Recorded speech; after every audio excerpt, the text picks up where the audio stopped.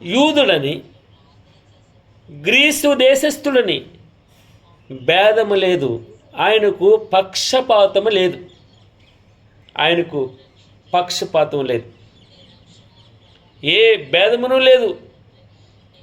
ఒక్క ప్రభువే అందరికీ ప్రభు అయ్యుండి తనకు ప్రార్థన చేయి వారందరి ఎడల కృప చూపుటకు ఐశ్వర్యవంతుడై ఉన్నాడు.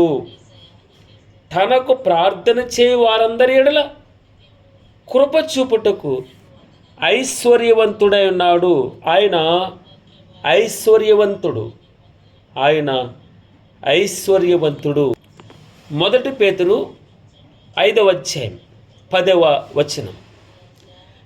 తన నిత్య మహిమకు క్రీస్తునందు మిమ్మును పిలిచిన సర్వకృపానిధియగు దేవుడు, ఆయన సర్వకృపానిధియగు దేవుడు కొంచెము కాలం మీరు శ్రమపడిన పిమ్మట తానే అనగా ఆ సర్వకృపానిధియగు దేవుడు మిమ్మును పూర్ణులనుగా చేసి స్థిరపరచి బలపరచును.